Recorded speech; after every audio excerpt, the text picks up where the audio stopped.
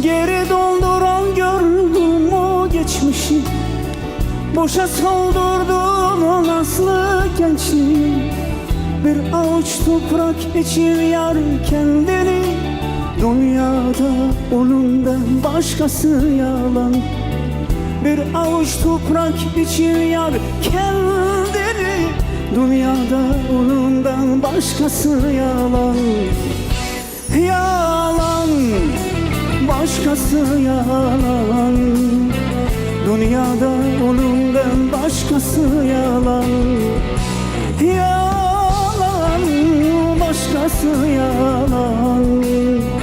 Dünyada onundan başkası yalan.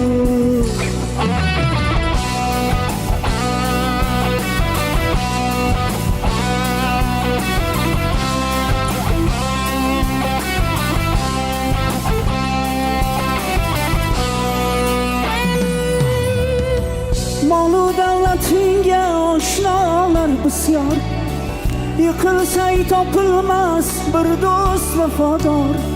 Tandagi caning ham bo'lsa omonat, dünyada onundan başkası yolg'on. Tandagi caning ham bo'lsa omonat, dünyada onundan başkası yolg'on. Yolg'on, başkası yolg'on. Dünyada onundan başkası yolg'on. Yolg'on, başkası yolg'on. Dünyada onundan başkası yolg'on. Yalan, başkası yalan. Dünyada onundan başkası yalan. Yalan, başkası yalan. Dünyada onundan başkası yalan.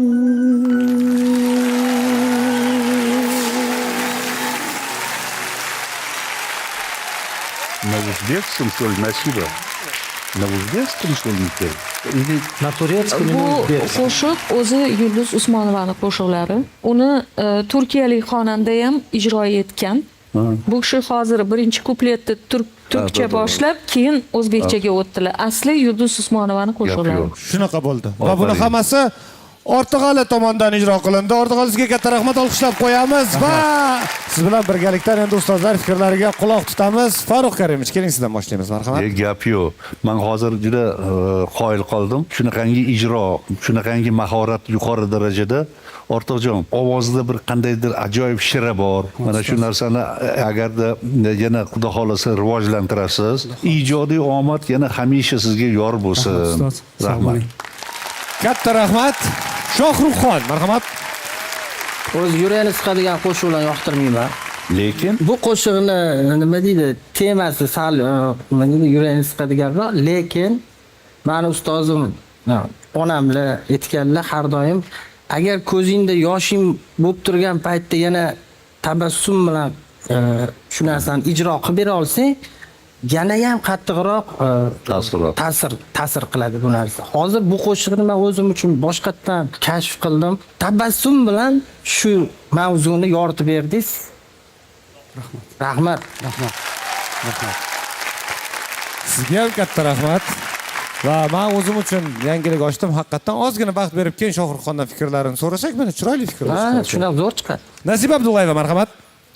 Ortiqalini ovozlari o'zi menga oldindan ma'qul. Rahmat ustoz. Qo'shiqni ijrosida ovozingiz bir quloqqa yoqadigan, shu sariyog'dek yumshoq bo'lib keldi va ham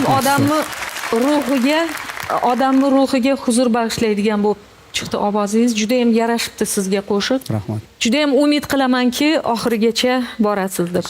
Rahmat ustoz. Katta rahmat va loyiha davomida siz ikkita ustozni mehnatlari tufayli mana shu yerda turibsiz hozir qarang. Zo'r gap bo'lishi mumkin emas.